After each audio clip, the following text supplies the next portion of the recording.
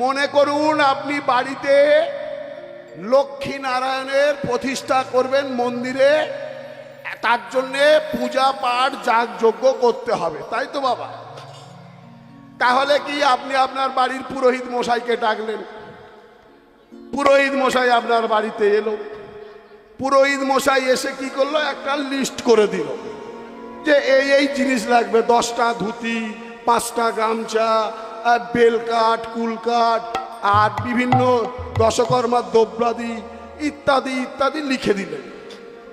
আর একটা লিখে দিলেন ঘিত, যজ্ঞে আহুতি দেয়া হবে, তার জন্যে ঘিত লাগবে। অনেক বড় যজ্ঞ করার ইচ্ছা হচ্ছে, খুব মন দিয়ে শুনুন, কলিযুগে পূজা পাঠ যাগযজ্ঞের কোনো ফল কেন ফলছে না? অনেক বড় যজ্ঞ করবেন, আপনি দশকর্মার দোকানে সেই লিস্ট নিয়ে চলে গেলেন, আপনার ঠাকুরমশাই দিয়েছে। দশকর্মার দোকানে গিয়ে বলছেন, এই যে দশকর্মা দোকানদার, আমার বাড়িতে আমি লক্ষ্মীনারায়ণের, বাবরে বাপ, সে এখানে কত অহংকারের সঙ্গে, আমি লক্ষ্মীনারায়ণের বড় শ্বেত পাথরের মূর্তি এনেছি, প্রতিষ্ঠা করব, যজ্ঞ করব, এই নাও আমার ঠাকুরমশাই লিস্ট দিয়েছে, দাও সব বাজার দাও।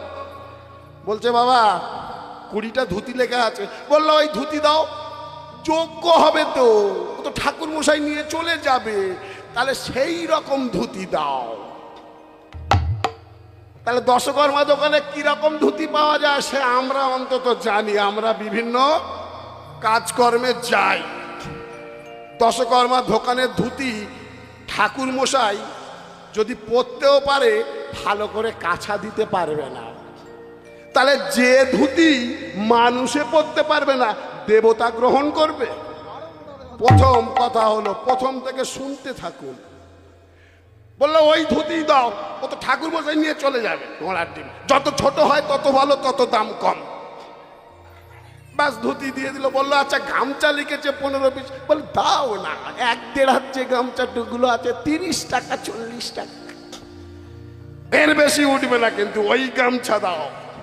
দশকর্মার দোকানে গামছা জানেন তো, ও যেটা পুজো বাড়ি যাচ্ছে সেটাই শ্রাদ্ধ বাড়ি যাচ্ছে, শ্রাদ্ধ বাড়ি থেকে আবার ফিরে আসছে দশকর্মা দোকানে, আবার এই মালই বিক্রি হচ্ছে, আবার দশকর্মা দোকানে ফিরে আসছে। আমি তো জানি আমতলা বাজারে তো আমাদের ব্যবসাপত্র আছে রে বাবা।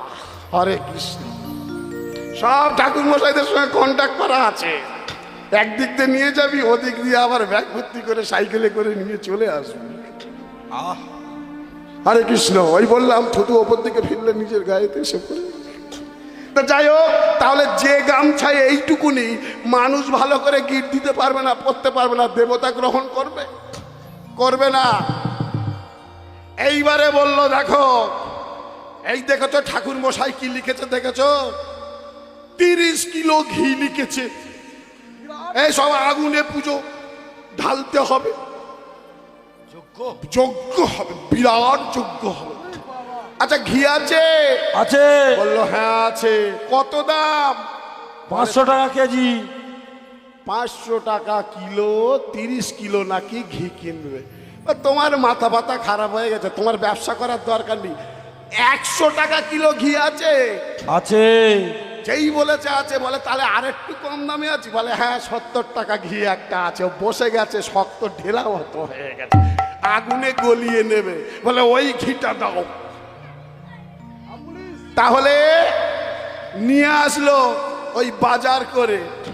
মায়েরা ওই যে ঘিটা আনলো না, 70 টাকা কিলো ঘি, যখন ওই কাঁচা বেলপাতা যোগডুম্বুরের যখন ডগ দেবে ওই ঘিতে গরম করে যজ্ঞাহুতিতে, দেখবেন এত ধোঁয়া উঠবে, ওখানে মানুষ যারা বসে থাকবে সবার চোখের গোড়া দিয়ে জল বার হবে, ধোঁয়ায় ধোঁয়ায় ধোঁয়ায়। তাহলে মানুষ যেখানে বসে থাকতে পারবে না, দেবতা থাকবে সেখানে বসে? থাকবে না। তাহলে প্রথম কথা, বাড়ির মালিকের তার ব্যবহারটা দেখে নিন। এ যদি যজ্ঞ করায় তাহলে দেবতা কি তার ফল দেবে তাকে? বলো তোর টাকা আছে, তুই যজ্ঞ করা, ভস্যে ঘি ঢাল যা।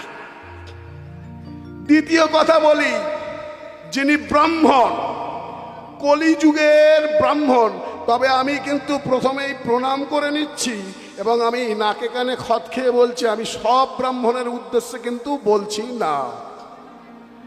এখনো পৃথিবীতে সৎ ব্রাহ্মণ, নিষ্ঠাবান ব্রাহ্মণ, বৈষ্ণব গুরুদেব আছেন। তাই তো আজও গাছে গাছে ফুল ফোটে, আজও নিষ্ঠাবান ব্রাহ্মণ বৈষ্ণব গুরুদেব আছেন। তাই তো আজও দেখবেন তুলসী মাতা জীবিত আছে, যত্রতত্র তুলসীর বৃদ্ধি পাচ্ছে।